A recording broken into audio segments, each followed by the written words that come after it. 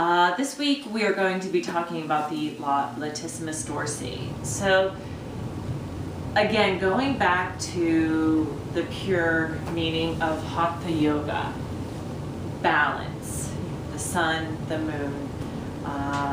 So we're talking about balance. So the latissimus dorsi is really good to help with increasing the arch in the spine when you are going into cobra or up dog. So to help awaken it, I'd say the best bet, is what Dr. Ray Long has said in his book, is just to come into down dog. So I'm going to give you a couple different hints using blocks. So let me take a moment, move my mat slightly. So a couple different variations, and I want you to just see the back of the mat. This is where my feet are going to go. So I'll just align myself up, getting ready to come into down dog. And this is nice if people have difficulties with the hamstrings, lifting the heels up, bending the knees, bringing the ribs back to the thighs, and just letting the head drop down. So maybe the legs straighten, but know that they don't have to. So this helps to lengthen and bring awareness into the latissimus dorsi. And by bringing the ribs closer to the thighs and reaching the crown of the head towards your thumbs, or the space between the thumbs, you get a nice stretch along the back, that latissimus dorsi. And as some of you may know, I'm a huge superhero movie fan.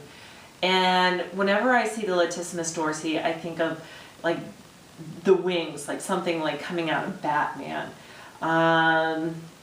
So it's just kind of a good visual for you to see. Because the latissimus dorsi makes up majority of the back, 2/3 of the back. Anyways, just to help really get into engaging the latissimus dorsi, you could come into Sphinx pose. So I'm not going to bother moving my mat again, but when you lay down, bring your forearms underneath you. You could adjust the legs. So the 10 toes are pointing down. And if you attempt to, that's this isometric movement. It actually doesn't happen, but you're using the antagonist muscles to help get you deeper into the pose. So you attempt to drag your forearms back, and that really helps to bring the chest forward. And you want to have the whole spine in a nice line. So think of, if you've ever seen a deer in headlights, hopefully it's in a commercial or TV or something. But if you've ever seen a deer in headlights, their crown of the head, everything just perks up. So think of your spine doing that. Allow your crown of the head to perk up as you attempt to drag the forearms back, the shoulders back and down. Now, if this bothers your back, let me adjust myself slightly so you can see.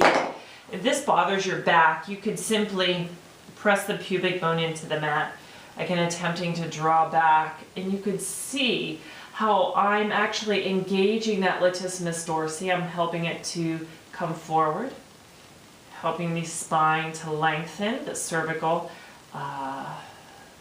thoracic, and lumbar. And then just kind of memorizing this feeling.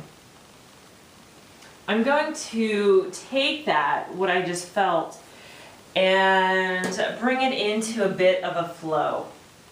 So starting in table, I'm going to come into down dog. And if the latissimus dorsi is tight, it's hard to it's challenging to do any poses where you lift the arms up, because the latissimus dorsi actually inserts right in here, right onto the proximal humerus bone. and it kind of turns. And when it does that, that helps it to provide more torque. So it actually does more of an internal rotation.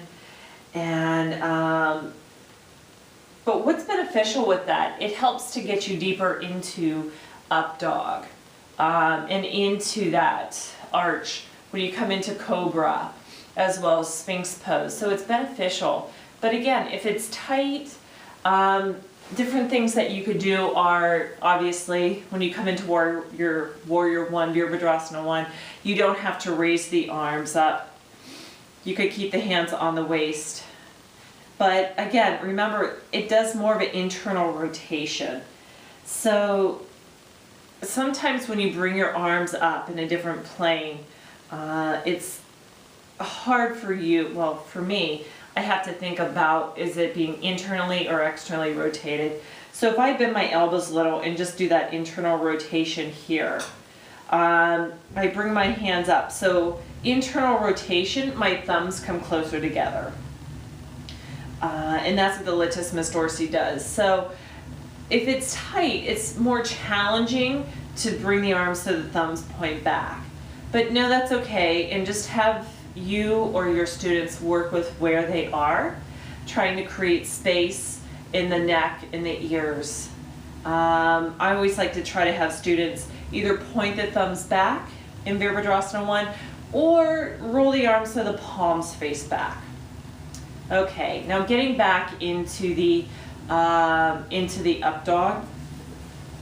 So now that we've awakened everything, slightly I should say, go ahead, come into down dog. Again, the knees could be bent here.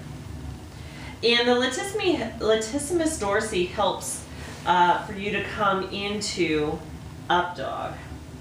So coming into up dog, let the shoulders draw away from the ears and letting the tops of the feet be flat. Think of the torso like a pendulum. So it could just kind of sway side to side.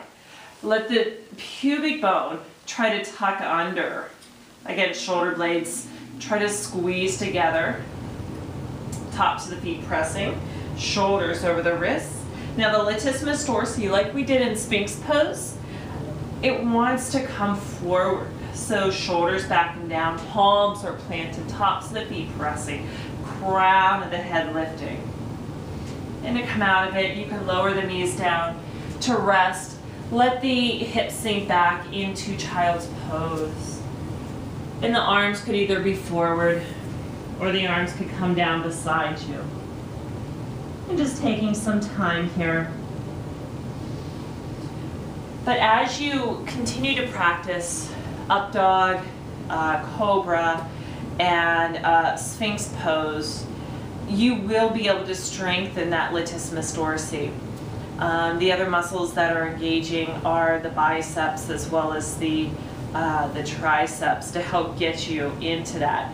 So again, it increases the torque, which helps you really arch the spine, bringing the rib cage forward. So I hope this helps. If you have any questions, please don't hesitate to contact me. Other than that, have a wonderful week.